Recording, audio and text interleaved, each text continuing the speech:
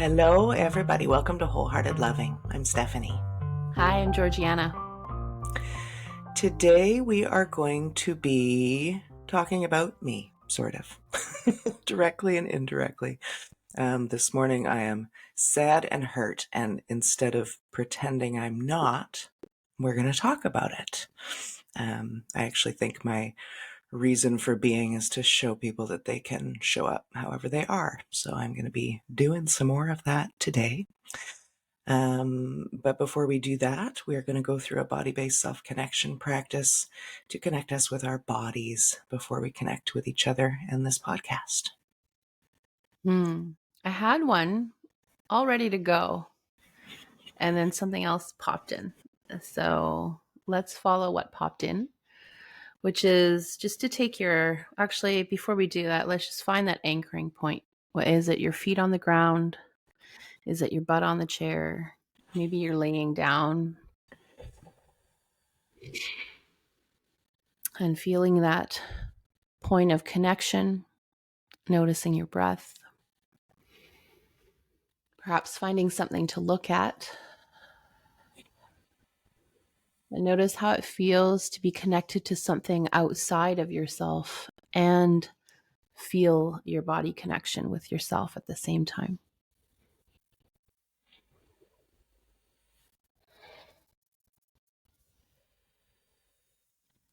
And then we're going to add in a little bit of gentle touch. I noticed that intuitively, I let my hands, the palm of my hands, land on my thighs. And it felt really nice just to give some long strokes up and down my legs with a little bit of pressure. So this is an invitation to explore what kind of touch your legs would like and what pace would that touch be at? What kind of pressure? And what kind of movements would your hands make to give yourself touch? So I started off with long strokes, and then I started to lean in and really push my palms in and started turning my palms outward. And I don't think I've ever really done that before. So it's exploration time.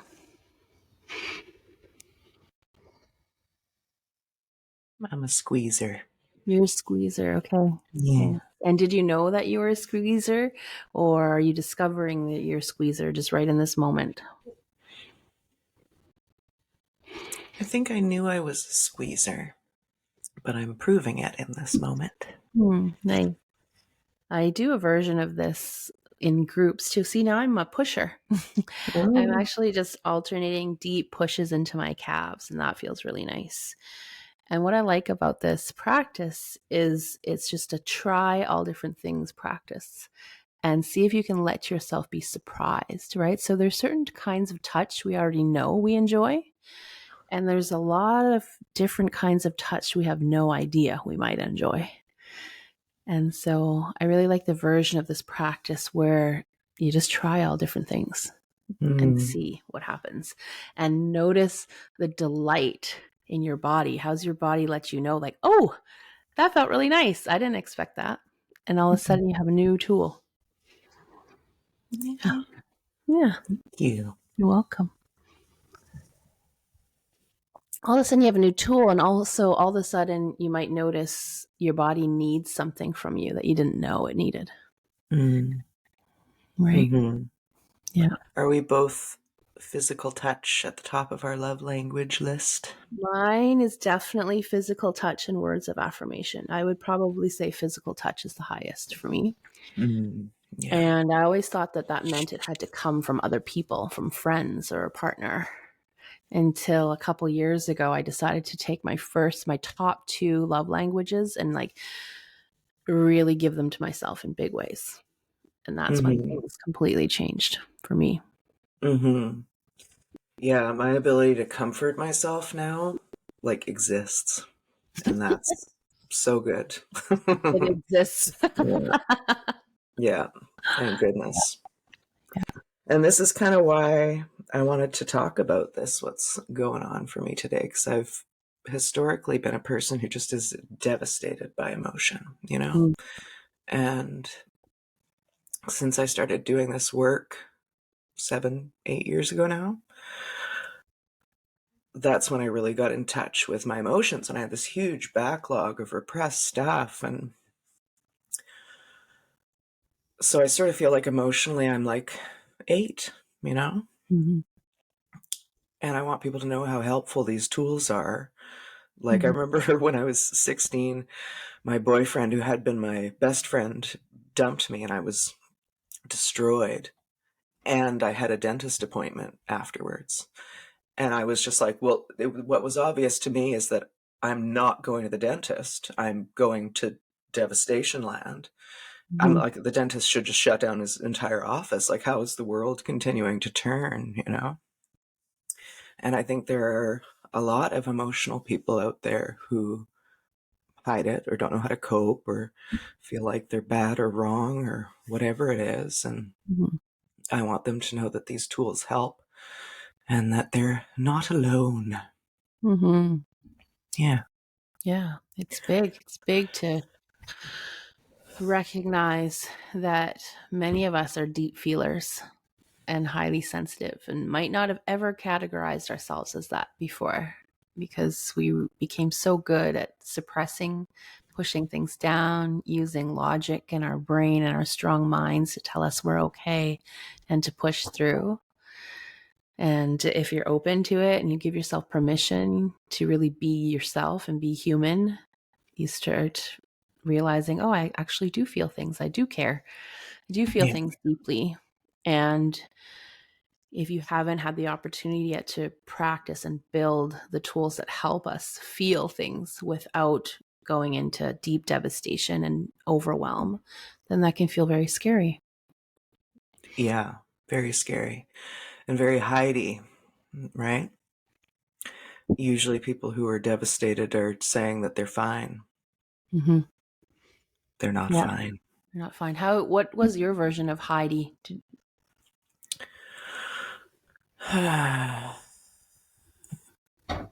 Well, I mean, when I think about devastation, I think about bursting into tears and crying to everyone. So I'm not hiding that. Mm-hmm. um, but definitely an inability to express the feelings Mm-hmm. with words or action other Mm-hmm. than crying. Mm-hmm.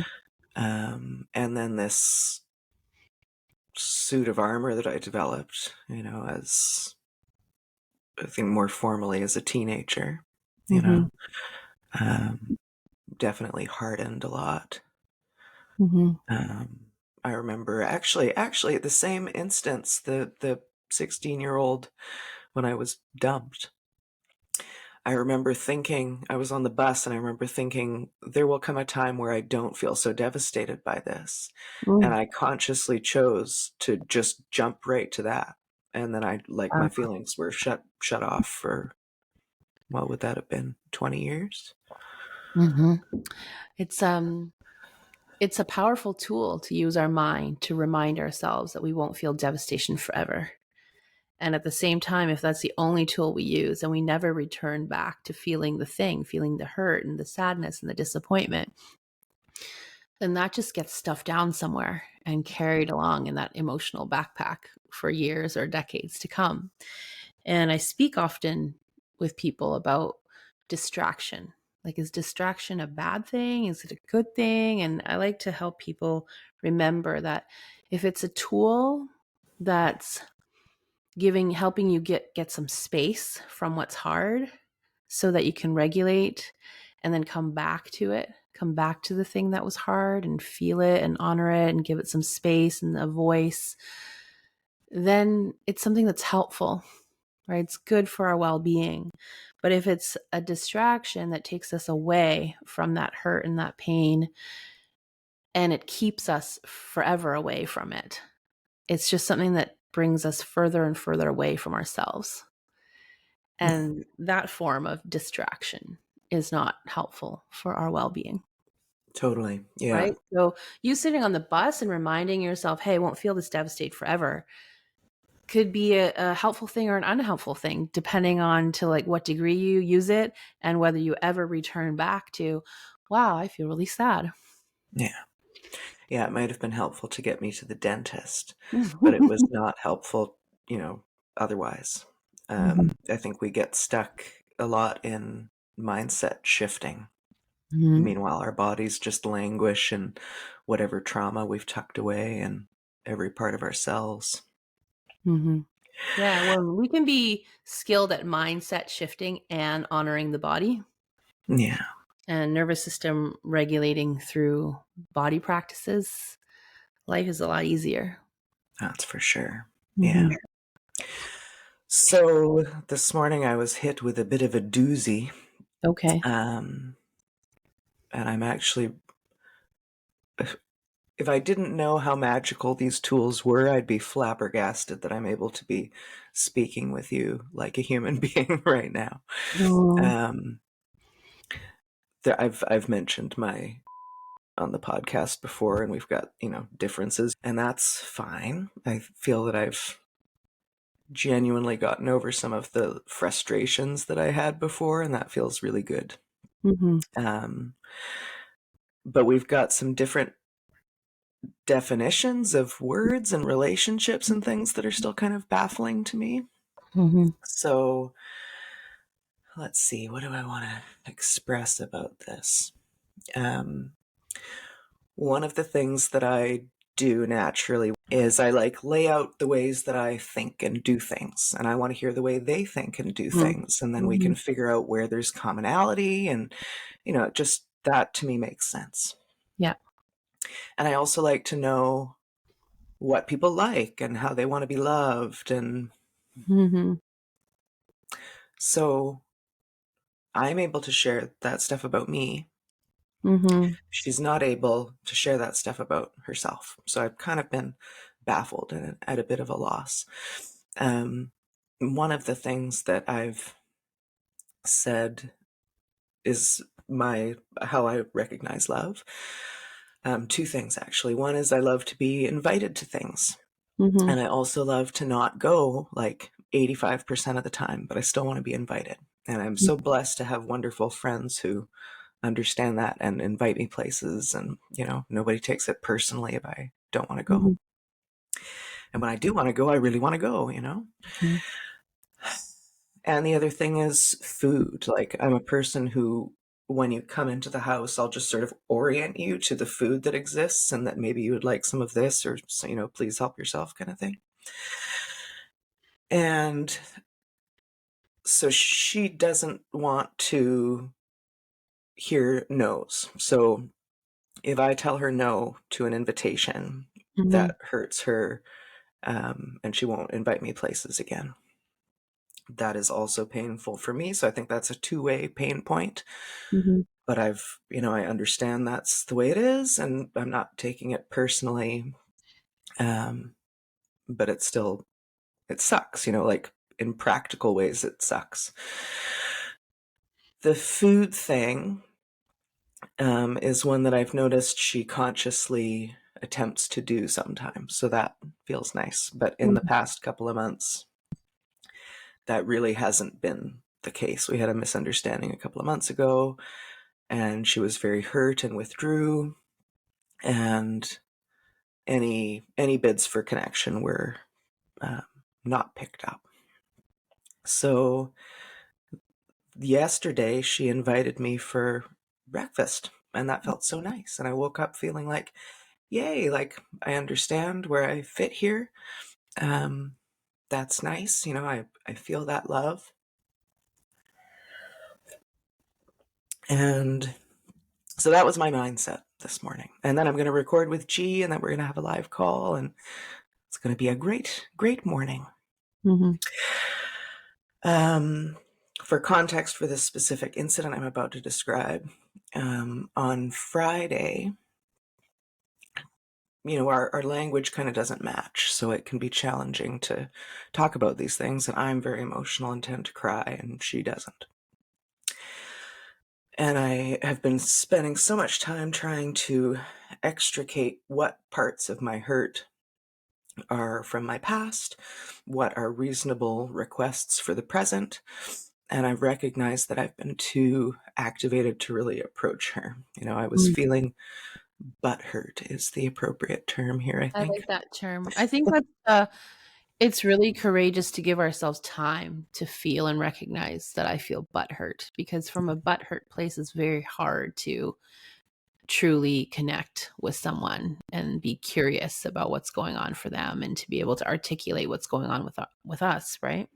Yeah, compassionately. I've Mhm. really been working on not, responding if she has feelings she wants to share. I don't take that as an opportunity then to share my own feelings. I just want to receive her. Like, this is a beautiful opportunity to work on these things really consciously. And um, for me, being butthurt, I wouldn't say I have anxious attachment necessarily, but I definitely have anxious tendencies, and I would love to just talk something out to get to the end of it.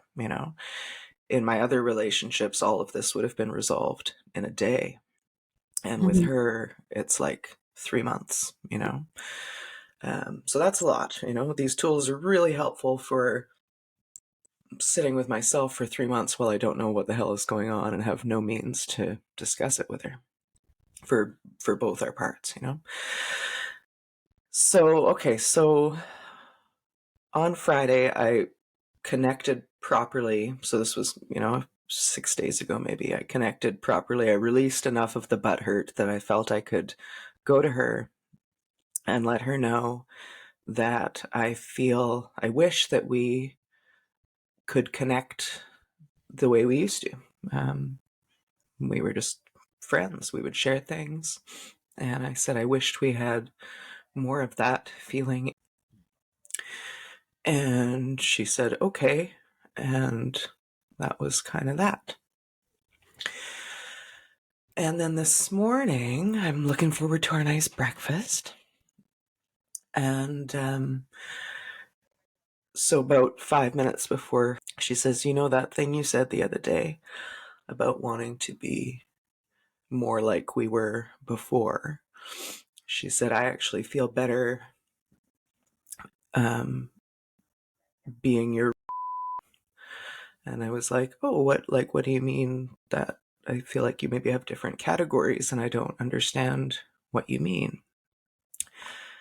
And she's like, well, as opposed to a friend. And I was like, oh, okay, so what's the difference then between and a friend? And she said, well, a friend is someone you go to for support. So she feels better not being my friend, is the message that I received from that. Mhm. Um, and I mean, I can't have brunch with you and your family now. you know, Mhm. I need to go have a cry and tend to my hurting little butt Mhm. and the inner child that is super activated. Um, and I used our tools, and I also used a tool actually I'd like to share. Mhm. I've had a couple of sessions with my friend Bryce Musil, who's a coach and a mystic. He's in my mystery school in Vancouver, and he guided me through a technique called Integra. Have you heard No, of this? no. Um, Essentially, what I'm left with after our session is two parts that I've identified, two identities that I identified within me. It's pretty simple. There's the emotionally immature part, and then there's the emotionally mature part. They have, um, in my mind, they have bodies and energy, and sitting with both of them and letting that be okay, like the work that we do. So I spent probably 20 minutes doing that before our call and after this incident. And I guess I want to, well, a little bit be butthurt, but mostly I want to celebrate that I can still exist and like speak. This is Mhm. huge. growth, um, that I can just be with this sadness and hurt and Mm-hmm. still show up here. Yeah. What do you imagine you would have, how would it have impacted you in the past, hearing something like that? Um, well, I think I probably would have been much more activated in the moment. Like I was able to receive her message. And I want to credit some of the reality television shows for sinking me into um, the stories we make up. Mm-hmm. This is so obvious. We talk about this a lot, but the message my part of my mind was telling me was she doesn't want to be my friend. And then I'm like, Mm-hmm. okay, what were the actual words? Mm-hmm. And they were, I feel better in the last couple of months being with you instead of a friend. Mm-hmm. And I can recognize that we've just got different categories of how we think about things. Mm-hmm. I think we sort of live in different dimensions, so I can see all of that. In the past, I wouldn't have been able to see that. I would have jumped right to whatever this, childlike remembrance of being outcast in elementary school. And I might have like gotten defensive and I might have yelled, I might have cried in the moment of her saying it. I might have fought the message. Mm-hmm. Um, I certainly would have canceled our recording and just needed to cry on the phone with you for an hour. Um, Mm-hmm. What feels different about going through with recording this? Um, you could have canceled it. You could have white knuckled your way through it. I don't think you're doing either of those things. How would you describe what you're doing right now?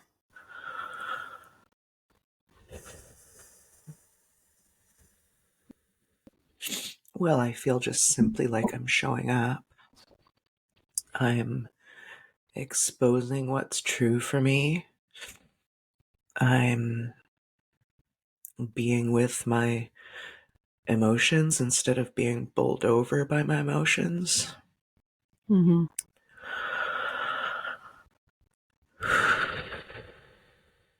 I'm breathing and feeling my butt.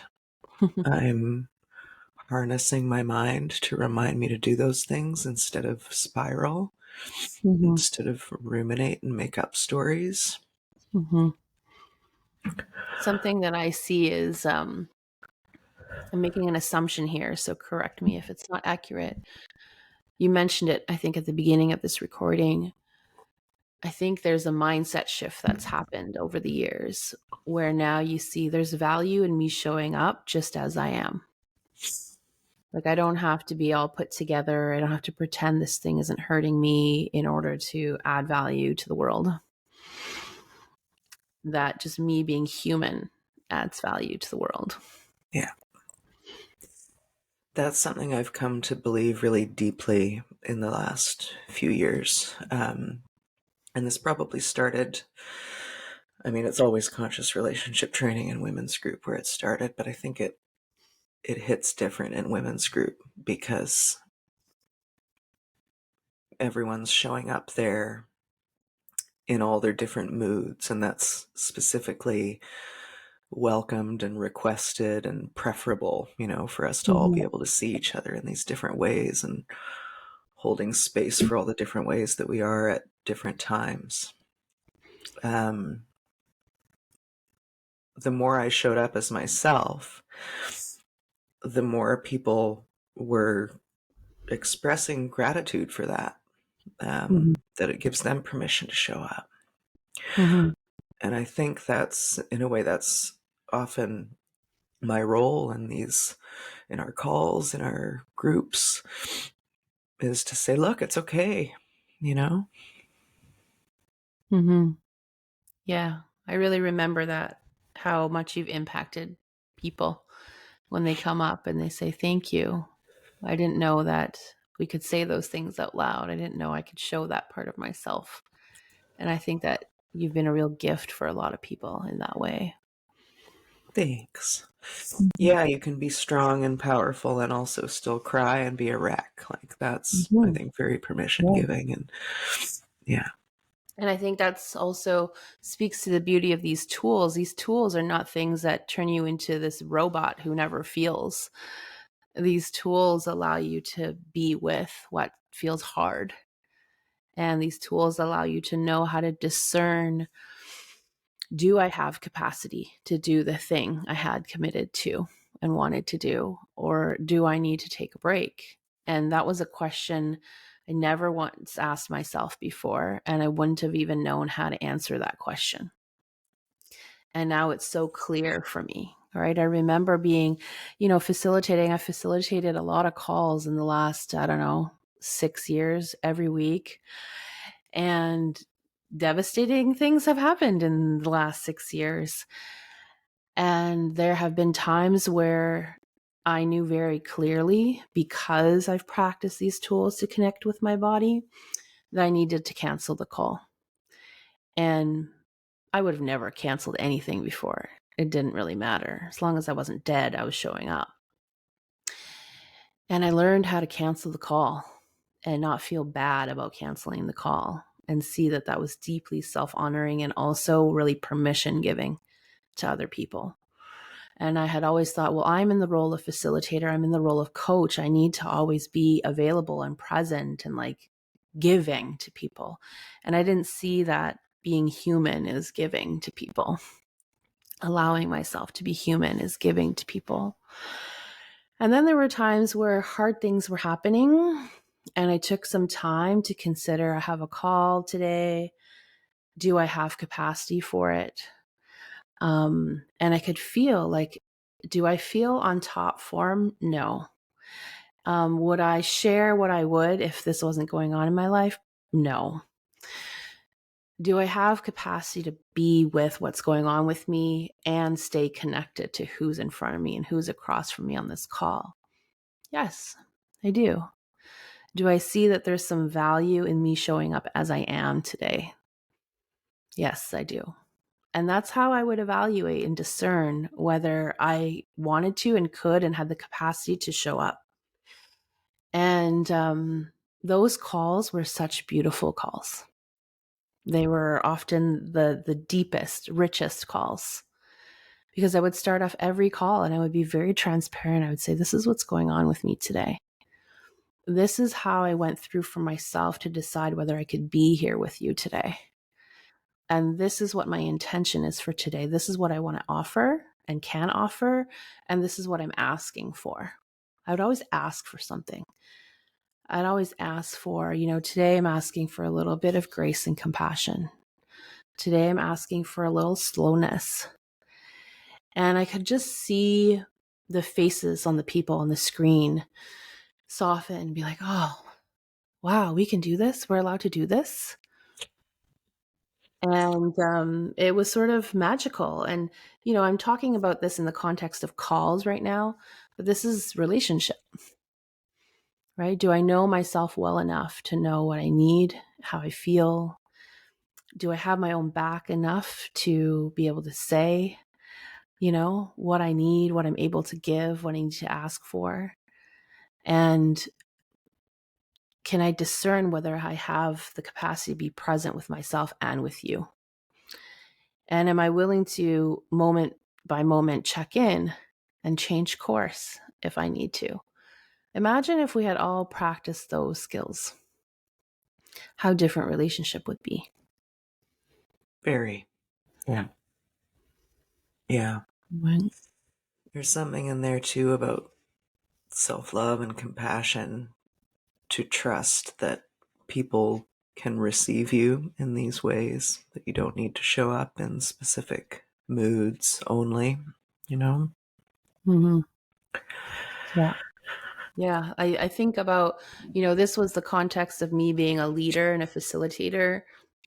But I think about people being in their roles as mother, father, partner, boss, employee, neighbor, and all the shoulds we place on ourselves on how to be a good whatever fill in the blank is.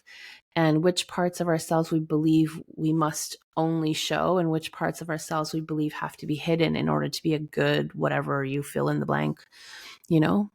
Yeah, totally. And We've got so many of those layers that we are just generally not conscious to. I'm thinking about when lovely Ellie from one of our groups mm, revealed that she had just discovered in her brain, in her story land up there, that in order to facilitate women's groups, you had to wear a specific type of hippie looking pants. which I do not own. Oh, so good. Yeah, we're just rife with all these micro stories, you know? Mhm. Yeah. Yeah. So I can imagine how jarring it was to hear that message. I can imagine, like, just a roller coaster of it, like how thrilled you must have been to receive that initial invite after, what's been going on lately. And then to hear that message shortly before what was, our call, and then this brunch or lunch happening. I could just imagine the high and the low of that and how much emotion that stirs up. Yeah. Right. And confusion. Like, I'm almost grateful for the mental bafflement because it really highlights that I just don't understand what the hell is going on. We've just got such different ways and such different definitions of words. And Hmm. I um, think this part is so key. I hope that, when you're listening, you take note of this, that it, we make words mean different things. Like, words mean different things to different people. Labels mean different things to certain people. Different. And I think it's really important that you're highlighting that, because when we don't remember that, it's so easy to take it all personally. yeah, yeah, totally. Yeah, so I wonder what advice you have for someone like me who's in this relatively inextricable circumstance Mm-hmm. where we have completely different ideas about how relationships ought to go and what relationships themselves mean. And I guess I think pretty drastic emotional unavailability and disconnection. Mm-hmm. Well, it's interesting because I know you both, right? And I love you both. And I can see the goodness in you both. And, if it was advice, it'd be to keep practicing tools that help you regulate. It would be to continue to notice your story maker, right? I'd say the same thing to both of you. Um, and to stay sort of connected to what your intentions are with each other. And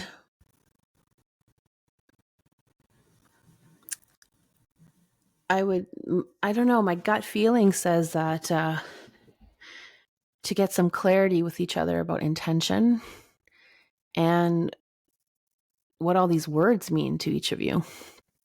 And I don't know if you feel that you're both at that place where you can do that just on your own, or whether you need some outside support that's unbiased to help you really navigate that conversation. Because what I see is two people who are loving people and both feel maybe a little bit stuck, or both feel a little bit disappointed that this isn't how I imagine things to be.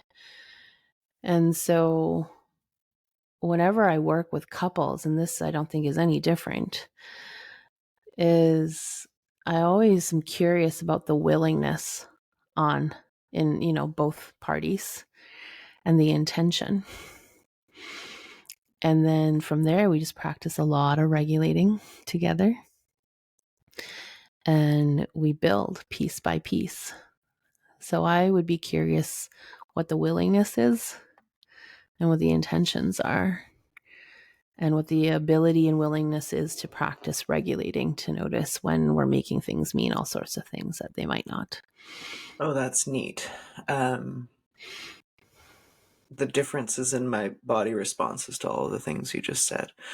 I'm aware that I have a fresh batch of butt hurt. Yep.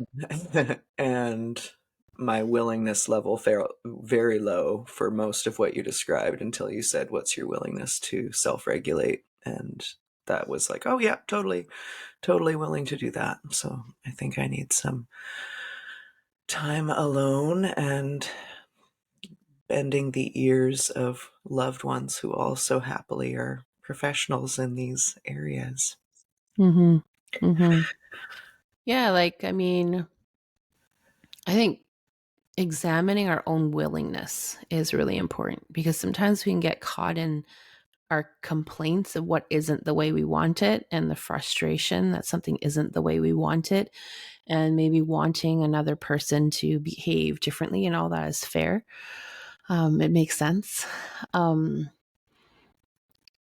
and I think sometimes we are willing to look at our own willingness, but the next step is also bringing it together. If my own willingness is like close to zero in seeing the good in the other, or like regulating enough to see the good in the other, or my own willingness is quite low in terms of sharing from a vulnerable place my experience, then we can already sort of predict what the outcome is going to be, right? And so to want the outcome to be different or expect it to be different when the willingness is so low, I feel like it's just a waste of time. And like, right? So just own our level of willingness or lack thereof, and own what type of willingness we have, right? If Yeah. you're like, I have the type of willingness, I'm willing to regulate myself right now and not add more butt hurt to the dynamic, then let that be where you're at and let that be okay. Yeah. I think it's so easy to confuse willingness with something that isn't willingness, like an anxious need to have a situation resolved, we might call willingness. That's not willingness. Yeah, right. Like, I'm super uncomfortable with conflict and tension, so I want you to sit with me till 3 a.m. and talk this through, even when neither of us are regulated enough to talk it through. totally. Yeah. Mm. I often hear the sentence, oh, I'm willing. And I'm like, whoa, okay. The tone Mhm. already indicates, a degree of unregulatedness in the body. Yeah. Yeah, when I work with people on the nervous system ladder and we start identifying which section of the nervous system am I at right now? How dysregulated am I? Am I actually regulated? And when we're in that top of the ladder, ventral vagal nervous system regulation, that's actually the only place where we feel connected to ourselves in a soft, gentle place and connect with another from a compassionate, curious place. And my belief is that that's the only place, nervous system wise, where you can have constructive conversation with each other. Right. And I'll have people say, yeah, like I was like feeling good and then ready to talk about it. And then like it just blew up again. And then when we really look closer at it, and I ask the questions, okay, so when you when you tell me you're feeling good and ready to talk about it again, I want you just to imagine like, if that person just rolled their eyes or like looked at you a certain way or like pointed at you or like used a certain tone or used a certain word, what would have happened? Would you have like lost it all over again? And they're like, oh, yeah, I would have. And I'm like, that's when you're not high enough on the ladder yet, right? Yeah. You feel a little bit more resourced. The intensity has lowered. And this is what I didn't know for a long time. I'm like, oh, I feel better. I'm ready to talk about it.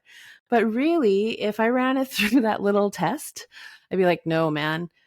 If they were to roll their eyes at me right now, like it'd be like guns out, right? Yeah. That's when I know I'm like, I'm not actually ready yet. I'm not regulated enough yet. So I think it's a real skill to know that about ourselves Yeah. moment to moment. When have I like chilled a bit, but also like I don't have the capacity to hear that one word that I know always triggers me. Like if I heard that right now, I would just spiral. Yeah. And what does it take to regulate ourselves enough so that even if I heard that word, I could be like, ugh, that doesn't feel so good, but I can use my tools. I can access my tools, and I can see maybe my partner's still having a bit of a hard time, and I could like still come back to seeing them through that lens of compassion.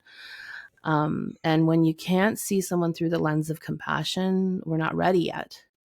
Yeah. And then the next question is, some people are like, I can't see them through the lens of compassion. I'm not ready. And they're not ready for years. Well, Yeah. that's not really conducive to healthy relationship, right? So it's not about noticing you're not ready and then just sitting there waiting for yourself to be ready, because I don't think that happens. I think it's noticing you're not ready, and what is your own willingness to bring some regulation to your system or co-regulation to your system so that you can come back into connection with this person and have these conversations to find clarity with each other. Yeah. And then there's the two-way willingness. The two. Both parties, what degrees of willingness, what awareness does each party have about what willingness looks like in their body? Mm-hmm. Mm-hmm. Gosh, I'm in a little pickle. I'm in a bit of a pickle. Mm-hmm. Mm-hmm. Yeah. And sometimes I think we're lucky to be in a community that understands that sometimes we need that third party, right? And we're lucky enough to be in a community where we have a lot of people who are skilled to be that third party.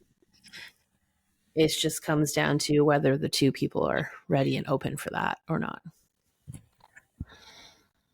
Right. Well, I've got some combination of willingness and butt hurt going on, so I'm gonna just sit with that for a while. I feel like it took me legitimately 2 months to.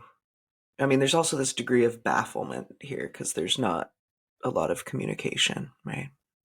And that seems a bit sort of insurmountable because sometimes people just don't understand each other. Like, Mm-hmm. as much as we might wish to and try to, you just can't. Yeah, so I feel like I was wrapping up 2 months of working through butthurtness, getting to this nice place. Mm-hmm. And Yeah. This reminds me actually of what Shay has often said. And I think probably our teacher Phil has said that, like, friendship is, didn't they say friendship is the highest form of relationship? yeah, Because like it's different in a partnership.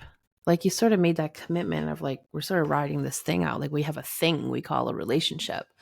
But friendship, you could just be like, this doesn't feel good anymore. See you later. yeah, Right. Or this doesn't feel good. Let's just let it rot. And yeah, it's easier to be, I think, avoidant to what's happening in friendship sometimes and spend a lot of time, both people, in that butthurt place. yeah. It's just completely unfamiliar to me. Um, every relationship I've had, we just address things as they come up. So this is very unfamiliar and uncomfortable and replete Mm-hmm. with great lessons for my inner self. Great lessons. I like, right as you said that, like how uncomfortable it is and how new it is, like this kind of dynamic. Like where my head went is it's probably so rich with how many stories get made so fast. Oh yeah, yeah, Right. yeah, And I can see that because I know you both, and you know I love you both. I can just imagine the stories and what they are and how fast they come, because I also know a little bit or a lot about, you know, histories and, like, you know, childhood woundings and which things are going to hurt from both sides, and I can see. yeah. Right. Yeah. I'm reminded of the garden of relationship with the two gardeners in it and all of the goddamn nourishing manure that's everywhere. Yes. So how can we extract some of this and turn it into manure? Some of this butt hurt into butt hurt fertilizer. Butt hurt fertilizer 3000. Oh, very good. Yeah, it's organic. Ah, Mm-hmm. that's it for me.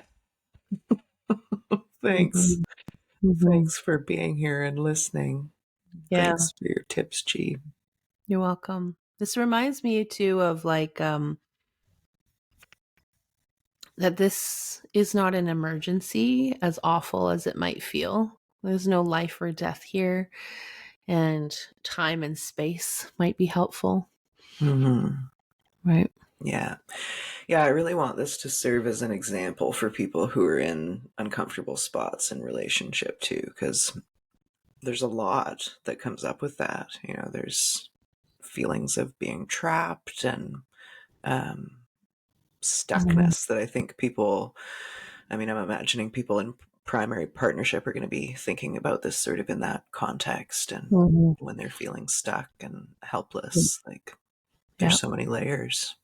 There's so many layers, and I think that's why it's really important to keep the nervous system regulation work front and center, and also the mindset reminder of this is not a state of emergency.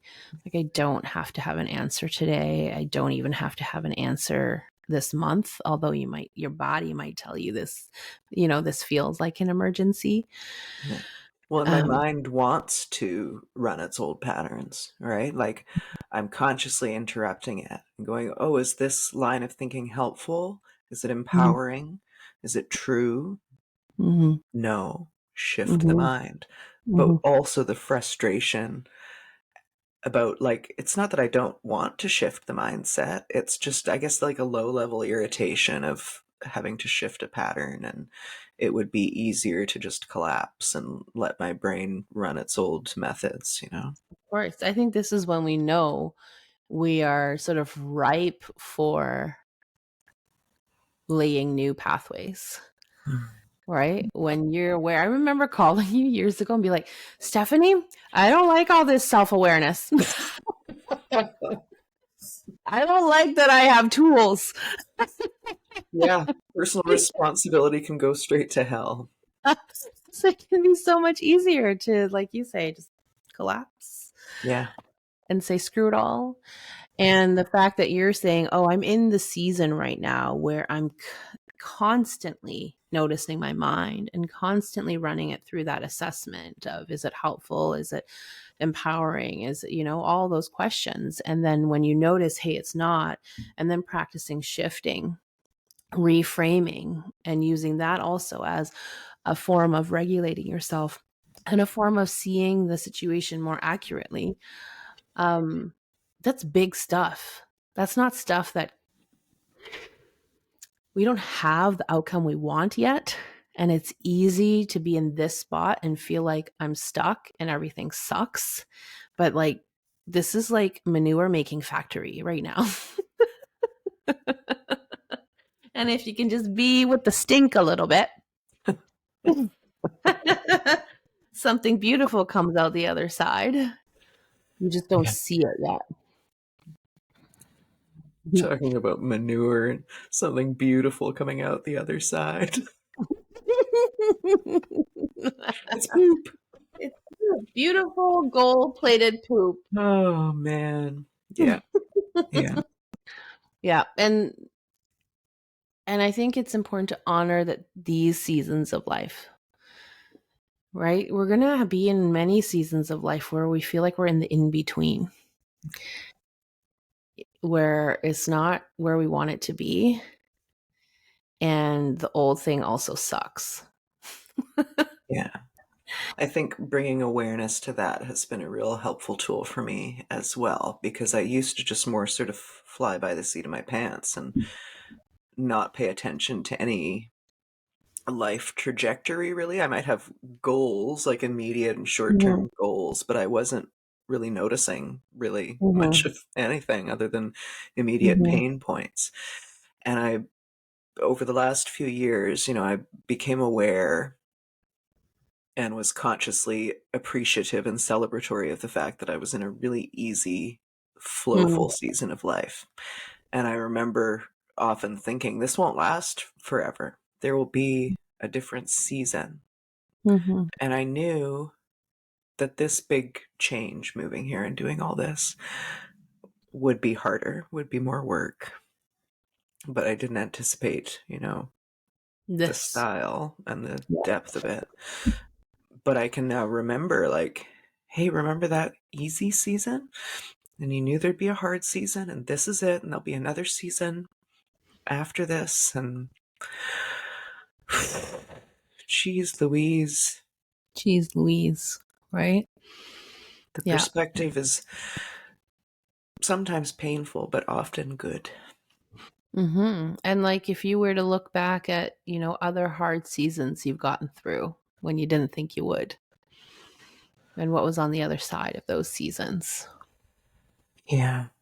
right? What do you notice about that? Just Oh, I immediately feel like I better be in love with somebody soon. What the hell? so there's hope for something in the Yeah. next season. Yes. Yeah. Right? Yeah. Yeah.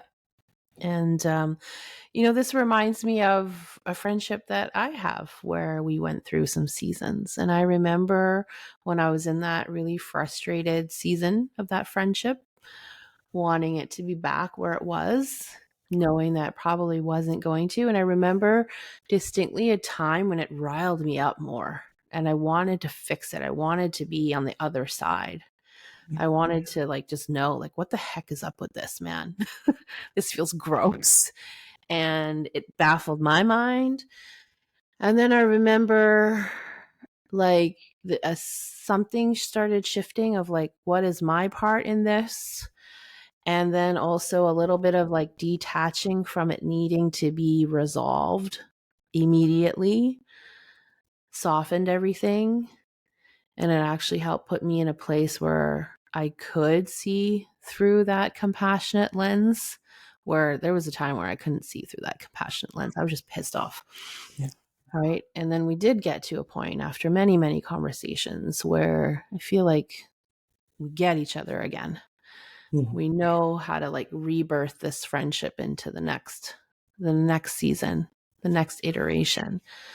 But I just remember the insides feeling of how gross it was when I added a sense of urgency Yeah. that wasn't actually necessary.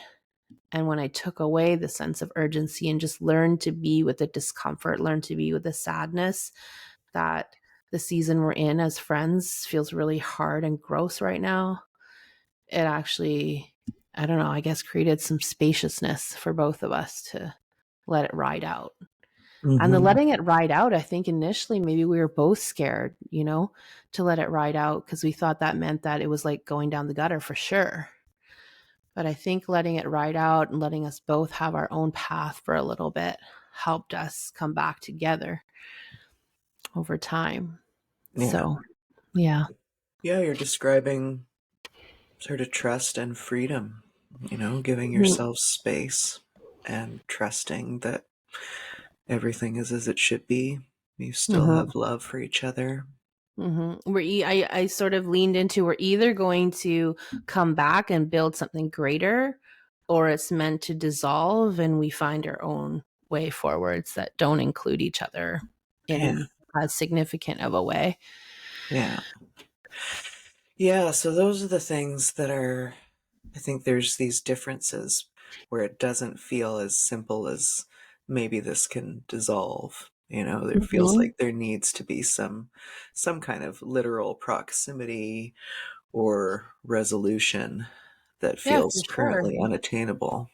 And that's when I think we use that phrase of what needs to die in this relationship to Mm, rebirth the next iteration. Some version of the connection, the old one needs to die to yeah. rebirth the new one. And what do you each want the new one to include? And And letting yeah. these things die is such a God, the tentacles into the subconscious are so deep and pervasive and multitudinous. Like it comes back to that willingness thing. Am I actually willing to let go of my hopes and expectations, or am I just paying lip service to the word willingness? Am I Mhm. clutching desperately and angrily and eye-rollingly? Well, this is what I think is really neat is I could ask you those questions and you could probably find an answer quite quickly and we would just have a conversation about it. But really, these are big questions, like big questions to feel into, big questions to notice. In what way are you really open to letting it die? And in what way are you like desperately hanging on to other pieces? And Yeah. how is that getting in the way? And I think it's good to allow ourselves space and time to really reflect on those things and feel those things, because those things get lost. The truths get lost in the constant conversing. Yeah, totally. Yeah, there's also a piece here of that I think I wouldn't have been able to do before, which is to recognize how I contribute to this dynamic. Mm-hmm. I think Mm-hmm. there's a huge, actually, I posted about this on Instagram the other day. People talk about claiming ownership and being accountable for things, but these are just words that are now in the public vocabulary. And Mm-hmm. we actually need to be asking ourselves how we're contributing to the dynamic in order to take accountability for a, Yeah. a relationship circumstance. Yeah, that was the biggest shift for me in that friendship dynamic, because there were glaring things that I think my friend would also admit looking back that weren't helpful, that she was putting into our dynamic. And it was easy for me to point those out to her, or even just in my mind, and stick with those things. And it really wasn't until I was like, okay, those are already a given. Those are there. I don't need to give more attention to that. Let me really look at myself and like, what am I putting into this dynamic that's not helpful? That's not really a fun question to explore.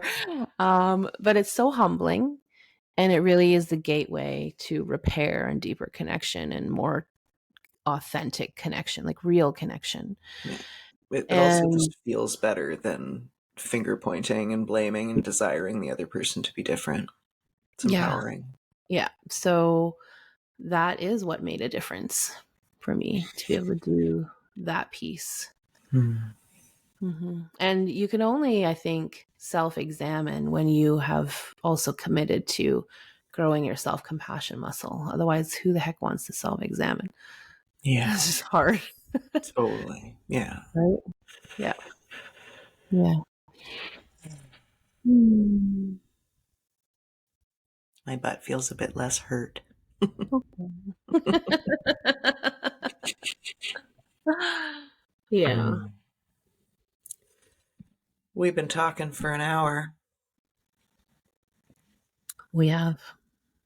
Anything else you want to say on this general There was. subject? And it sort of floated away. I don't know if it'll come back. We'll see.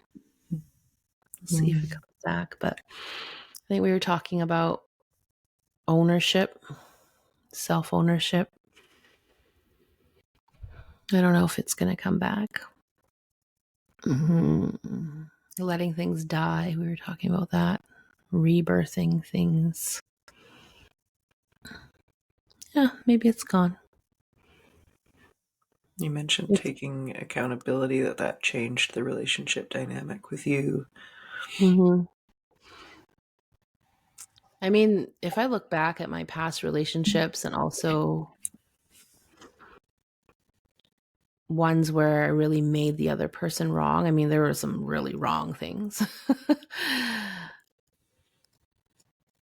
I like actually going back now and looking at what was my part in that. How do I want to do that differently in the next relationship, in other friendships tomorrow? Maybe it's the same relationship, but I just want to do it differently tomorrow with that person. That actually feels very good. That connects me to a sense of agency and empowerment that I would otherwise not have access to if I wasn't willing to look at my own part. Hmm. Mm. Yeah. Yeah. Yeah. And looking at my own part used to be very scary, because growing up, you don't want to admit fault. That was like the death of you. And it also sort of, in my mind, I made it mean if I admit fault, I'm excusing you and all the things that were not okay that you did or you contributed. And now I can see, like, no, it's just different. It's separate. Yeah. Yeah. Yeah. You said something there about making the other person wrong that I think is so deep and hard to understand until you understand it. I think that's the sort of thing where I would have initially said, well, but I don't think they're wrong. Of course, everyone is entitled to think and feel how they do. When Mm-hmm. you start to understand the depths of our unconscious stories, what this making the other person wrong thing means really is just that we have different worldviews and we don't understand their worldview. Maybe it doesn't make sense to us. Mm-hmm. Maybe they're using words Yeah. that mean different things to us.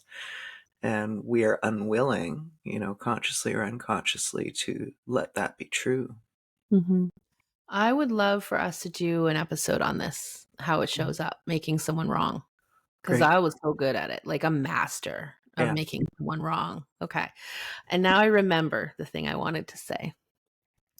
I think a huge win for me in this is one, letting you feel what you feel and trusting that you will either ask for support from me or others, and trusting that your relationship dynamic with each other will find its way, whatever that means. Because I grew up being the mediator and very uncomfortable with conflict between people who I love and care about. Very aware of my ability to see both sides. And not once in this dynamic have I felt like I had to be. I had to be the mediator. I didn't have to be the fixer. I Mm-hmm. didn't have to help two people that I love deeply see each other's perspective. And that was my whole role of why I existed on the planet and how I would earn love in this world. And so for me to watch two people who I love and respect and care deeply for go through things that feel icky and hard, and I can see both sides, and to stay quite out of it and to be able to hear both of you and be present with you and not get into any bashing, and at the same time not get into any like, let me try to fix it. If I say this to Steph, maybe that'll help her understand her better and vice versa. I haven't done any of that. And that feels good. So for any of you who are, you know, lifelong rescuers and mediators, just notice when you start giving yourself permission to like pull out of that role. I used to be so angry at my parents for putting me in that role. And I was angry into my mid-20s until one day I realized, like, I'm not a kid anymore.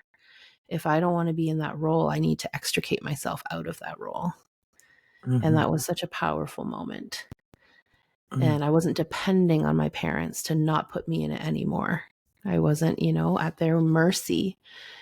And it's really nice to see that I don't have to immerse myself in, like, I see myself as the flag, in tug of war, the flag in the middle, the cloth in the middle that's tied on the rope. Like, where is it going to go? Is it going to cross the line? Like, I don't have to be that anymore. That feels really nice. I can Oh, just yeah. love you both and let Mm-hmm. you handle your own thing and trust in you guys. Yeah, that's great. Yeah, it's pretty neat to experience this kind of thing in this relatively new, 7-year-old context where I can feel how butthurt I am. And I'm pretty sure this is basically just that we have a different definition of two words, is fundamentally what I think it comes down to. And just from that simple thing, I'm like, okay, well, I might be butthurt for like a month and have to regulate constantly and, figure out how to coexist in the meantime. This is just one word. Like, these are the things that are going on for us unconsciously in our relationships all the time. We can take all of that pain and hurt from one word. Yeah, my word is sure. Ooh. Anytime someone said sure to me, oh, I made that mean so many things, right? So one word, I could like throw myself down a spiral, and then you wouldn't recognize the person in relationship with you anymore. And you're like, what just happened? I don't know what just happened. What just happened? Yeah, totally. One word, that's all it takes. That's it. Yeah. Know your words. Yeah, totally. And check your meaning maker. Yeah. Yeah, with compassion. With compassion. Okay. Mhm. Enough talk. More do, less talk. Do you have something for us to do with our Yeah, butts? Our with butt our butt. regulation tool? Your butt. I feel like give your butt a wiggle. Give your Self-regulation butt a is working. wiggle. Give your butt a wiggle to the point where it starts to create laughter and joy. I mean, like, can you really wiggle your butt and not laugh? I don't know.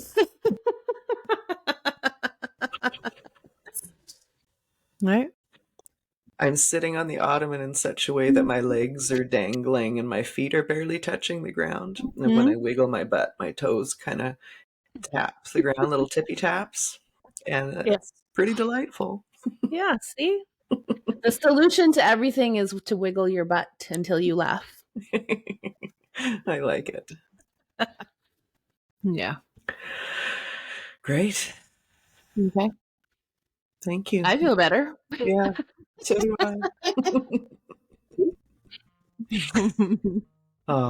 Okay, well, thanks everybody. I hope there's been some helpful stuff here for your relationships in this episode.